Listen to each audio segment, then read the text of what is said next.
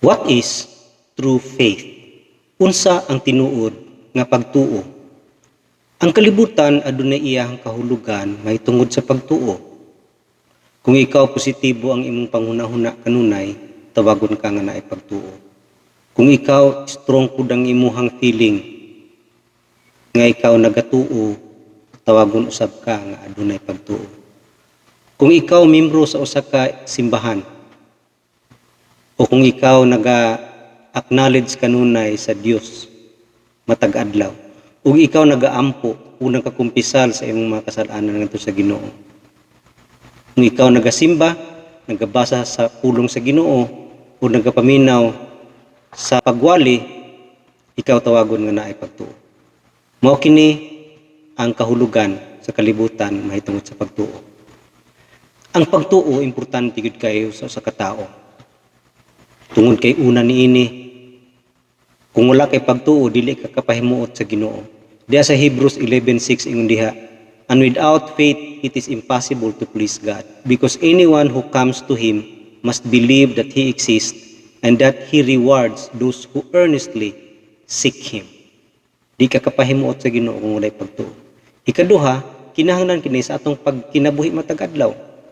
Tungod kay kung wala tay pagtuo, kanunay kita mahiagom sa kahadlok ug sa kabalaka. Ang Mark 9:23 ingon diha, if you can, said Jesus, everything is possible for him who believes. Muna kung naatay pagtuo, wala gyud imposible mahimo gid ang tanan. Ikatulo, mao kini ang pinaka-importante sa tanan. Kita maluwas pinaagi sa pagtuo. Efeso 2:8 ingon diha, for it is by grace you have been saved through faith, and this is not from yourselves, it is the gift of God, not by works, so that no one can boast. Unang dinhi makita nato, makita maluwas lamang pinagi sa pagtuo. Mao nang giawha gid kita sa pulong sa Dios nga ato gyung sutaon ng atong pagtuo. Tungod kay anig gyud ka importante ang pagtuo sa atong kinabuhi. Ingon diha sa 2 Corinthians 13:5, examine yourselves to see whether you are in the faith. Test yourselves. Do you not realize that Christ Jesus is in you? Unless, of course, you fail the test. Muna ato yung testingan, so taon yun kung naagi tas tinunod ng pagtuo. Kay basig unya sa umaabot nga mga adlaw. Muna ingon sa Jesus sa Luke 18:8, I tell you, He will see that they get justice and quickly. However, when the Son of Man comes, will He find faith on the earth? Muna ingon siya nga, sa ako kahang pagbalik, pag-usab, nining kalibutan na makikita baka kong pagtuo. Nung muna ingon diha nga si Jesus nagpahimangno nga, basig daghay masyak unya sa akong pagbalik, nga di kasulod sa gingharian sa langit tungod kay wala sila sa tinuod nga pagtuo. Ug makita nato kini sa Matthew 7:21-24. Ingon diha, not everyone who says to me, Lord, Lord, will enter the kingdom of heaven, but only he who does the will of my Father who is in heaven. Many will say to me on that day, Lord, Lord, did we not prophesy in your name, and in your name drive out demons and perform many miracles? Then I will tell them plainly, I never knew you. Away from me, you evildoers. Din sa Matthew 7:21-24, makita nato nga nangasyak ni mga tawhana pagtuo nila makasulod sila sa gingharian sa langit tungod kay sila nakauban ni Kristo diha sa niya pa si Kristo sa kalibutan. Gani sila nagahingiran pug yawa, nagaperform of miracles gamit sa pangalan ni Jesus. Pero nganong di man sila kasulod sa gingharian sa langit. Munang kinahanglan ginato sa taon ang atong pagtuo kung tinuod ba gyud kini aron kita dili magitawag nga self-deceive o malinglahan sa atong kaugalingon, believing nga kita naa sa pagtuo. Mao nang adto gid kita sa Bible unsay gisulti mahitungod sa tinuod nga pagtuo. Ang definition sa Bible sa tinuod nga pagtuo naa sa Hebrews 11:1. Ingon diha, now faith is being sure of what we hope for and certain of what we do not see. Mubura kay nga pulong pero nagpadayag kini nga ang pagtuo assurance, assured, no? Kita sigurado sa mga butang nga atong gilauman o kita sure usab sa mga butang nga di nato makita. Ang pagtuo mismo mao na ang butang nga makahatag kanato nga ang mahitabo gayud unsa ang giingon sa Ginoo. Mo na kini nga pagtuo dili ni gitawag nga blind faith, kundili kita nagtuo kita sa Ginoo nga naa sa Biblia, ug kini usab naa kang Ginoong Hesukristo nga iyahang gipadala. Munang kung tanaw nimo nini sa definition sa faith, dili gid kayo klaro ug puno nga masabtan ginato ang faith. Tungod kay ang faith dili gyud masabtan. Sama kini sa calories. Ang calories di nato makita, nasa sulod sa atong lawas. Apan makita nato ang resulta tungod kay manambok kita kung daghan kita calories. Munang di nato makuha gyud ang definition sa faith, kundili ato lamang tan-awon, no? Ang mga description diya sa Biblia ug mga marka, the signs of true faith. Munang tan-awon nato ang distinguishing mark of true faith. Unsa gayud ang mga timailhan kung naa ka sa tinuod nga pagtuo ug kini atong subayon. Ang pagtuo makahatag gyud og kabaguhan, newness. Una, kung naa ka sa tinuod nga pagtuo, aduna kay bag-ong paghigugma sa Dios. Tungod kay kung ikaw nagtuo sa Dios, tinuod nga pagtuo, mabag-o imong kasing-kasing. Ezekiel 36:26 ingon diha, I will give you a new heart and put a new spirit in you. I will remove from your heart of stone and give you a heart of flesh. Mabag-o imong kasing-kasing. Mabati nimong gugma sa Dios ug ikaw maghigugma gid sa Dios. Mahigugma gid kani. Ikaduha, aduna kay kasilag sa sala. Kung ikaw nagatuo, mo drive kanimo ngadto sa paghinulsol. O ang paghinulsol, magdumot ka sa sala. Mo turn away ka from sin. Tungod kay bag-o na ang imong desire sa imong heart. Dili na ang desire to sin. Munang slowly makalingkawas ikaw sa sala. Sa Romans 6:6 ingon diha, for we know that our old self was crucified with him so that the body of sin might be done away with, that we should no longer be slave to sin. Di na kita ulipon sa sala, masilag na kita sa sala. Ikatulo, nga marka sa tinuod nga pagtuo, kita mahigugma na sa iyang mga pulong. Kung nabag-o na ang atong kasing-kasing, ang iyahang pulong mahimo natong source sa kinabuhi. Ang iyahang pulong maunay atong spiritual food, spirituhanon nga pagkaon.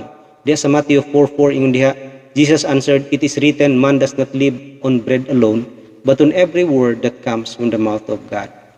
Mao nang mahigugman siyang pulong, nindot na kaayo, ibasa siyang pulong ug mangita sa iyang pulong tungod kini pagkaon sa atong kalag. Sunod nga marka sa tinuod nga pagtuo, aduna kay dako nga kagustuhan nga mutuman sa pulong sa Ginoo. Obedience. Nana imong bago nga kasing-kasing, nana kay gusto nga muobe sa Dios. John 14:15 ingon diha, if you love me, you will obey what I command. Ang gugma mimutulak kanato sa pagtuman sa iyahang mga kabubuton. Obedience mao gi marka sa tinuod nga pagtuo. Sunod, aduna kitay bag-ong paghigugma usab ngadto sa atong mga isig katao. Ingon diya sa 1 John 4:20, if anyone says I love God yet hate his brother, he is a liar. For anyone who does not love his brother whom he has seen cannot love God whom he has not seen. Ngano kung ikaw mahigugma sa Dios, ana ang gugma sa Dios kanimo, makahigugmay ka sa isig katao. Sign na nga ikaw adunay tinuod nga pagtuo. Og sunod nga timailhan sa tinuod nga pagtuo, bag nga kinaiya, bag-o nga mga values. Ingon diya sa Matthew 7:16, by their fruit you will recognize them. Do people pick grapes from thorn bushes or figs from thistles? Likewise, every good tree bears good fruit, but a bad tree bears bad fruit. Muna mailhan gyud ang tao sa iyahang prutas. Muna kung na kay pagtuo, mugawas gyud ang prutas nga nasa imuha, ang fruit of the Holy Spirit. Galatians 5:22-23 ingon diha, but the fruit of the Spirit is love, joy, peace, patience, kindness, goodness, faithfulness, gentleness, and self-control. Mao kini nga mga kinaiya susama ka Kristo, nga mubunga kanimo nga ikaw adunay pagtuo. Mo nang kita adunay tinuod nga pagtuo, mausab kita kung matagal sa itong kinabuhi, mausab, itong mabag-o naman ang atong motibo, ang atong pananaw, atong panglantaw, atong mga disposisyon. New attitude. Sunod, kung aron tinuod nga pagtuo, makita kini sa maayong buhat. Munang dinhi makita nato nga ang buhat resulta, no? Bunga sa pagtuo. James 2:17 to 18 ingon diha, in the same way, faith by itself, if it is not accompanied by action, is dead. But someone will say, you have faith, I have deeds. Show me your faith without deeds, and I will show you my faith, but what I do. So dinhi makita nato nga ang buhat bunga kini sa pagtuo. Katapusan, ang tinud nga pagtuo mulahutay gayud sa mga pagsulay o mga kalisdanan. Diya sa Matthew 7:24 to 25 ingon diha, therefore everyone who hears these words of mine and puts them into practice is like a wise man who built his house on the rock. The rain came down, the streams rose, and the winds blew and beat against that house, yet it did not fall because it had its foundation on the rock. Munang ang faith susama ikaw nga himog balay di sa bato nga maabot ang unos bagyo dili kini maguba. Pero kung naa ka sa balas, maabot ang bagyo maguba kini. So ang tinud nga pagtuo mulahutay gayud taliwala sa mga pagsulay ug mga kalisdanan. Adto kita sa description sa faith. Kaniha gitanaw nato ang marka sa tinud nga pagtuo. Karon ang description, giyon sa pag-describe. Una, ang faith involves the whole man. Ngintag the whole man na kinatibukan yun nga pagkatao.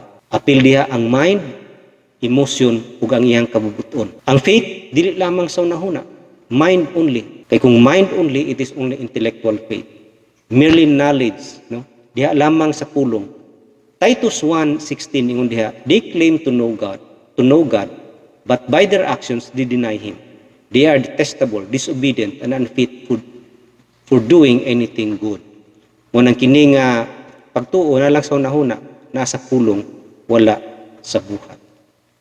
Faith is not emotion only. Daghay mga tao nga nakabati sa pulong, na persuade, natandog ilang kasing-kasing, pero di arapod sila kutob, never go beyond that. Munang ang faith, dili lamang kini emotional, kundili mo action gyud ka sa imong gibati. Daghan sa Bible makita nato nga example ani nga faith. Si Pilato natandog, na-convict, pero wala gid siya mo aksyon pabor kang Ginoong Jesucristo. Si Herod natandog ni John the Baptist, sige sulti ni John the Baptist matungod sa kamaturan, pero wala gid siya mo aksyon. Bisang si Satanas nahadlok, nag-acknowledge nga si Jesus gamhanan na ay power, pero di gid siya mutuman sa kagustuhan ni Ginoong Jesucristo. Munang pagtuo di lamang sa emosyon. Kay usahay magilak-hilak kita, mga pasaylo sa Ginoo, pero kutob ra pud diha, wala nagabag-o sa kinabuhi. Munang ang faith involves the whole man. Ang kinatibukan gayon, ang hunahuna makasabot sa kamatuoran, ang kasing-kasing makonbiktar sa kamatuoran, ug ang kahubuton mo aksyon sa kamatuoran. Munang real faith is not just something you think or something you feel, but something you do. Susama kang Abraham ug kang Job, ang ilang pagtuo makita ginimo nga mind, emotion, and will. And lastly, faith is a relationship. Relasyon kini. Ang faith is a growing relationship with the Lord Jesus Christ. John 17:3 ingon diha, now this is eternal life, that they may know you, the only true God, and Jesus Christ, whom you have sent. Ang eternal life, ang pag-ila ng Ginoong Jesucristo. Mao nang kung ikaw makaila kang Ginoong Jesucristo, mahigugmaya kaniya. Philippians 3:8 ingon diha, what is more, I consider everything a loss compared to the surpassing greatness of knowing Christ Jesus my Lord, for whose sake I have lost all things. I consider them rubbish that I may gain Christ. Alang kang Apostle Paul, ang pag-ila kang Ginoong Jesucristo maog gyud pinaka number 1 sa iyahang kinabuhi. Ug nabiyaan niya ang ubang butang sa iyang pag-ila kang Ginoong Jesucristo. I-consider niya nga trapo kato, hugaw kato mga butanga ikumpara sa iyang pag-ila kang Ginoong Jesucristo. Mao nang the more you know Christ, sa diyang kita kaila gid kang Ginoong Jesucristo, the more we love Him. Kita mahigugmay kaniya. O kita mahigugma kaniya, mo-obey ta tong kinahigugma ta kaniya. Mao nang kung mailahan ginato siya sa tong kinabuhi, ma-entrust ginato tong kinabuhi. Mo-surrender gid ta, mabiyaan ginato ang atong pagkatao, ato yung itugyan kaniya ang tanan. Tungod kay kita nakaila nga siya Ginoo nga nahigugma kanato ug gamhanan ug labi ka maalam. Talay ko lang.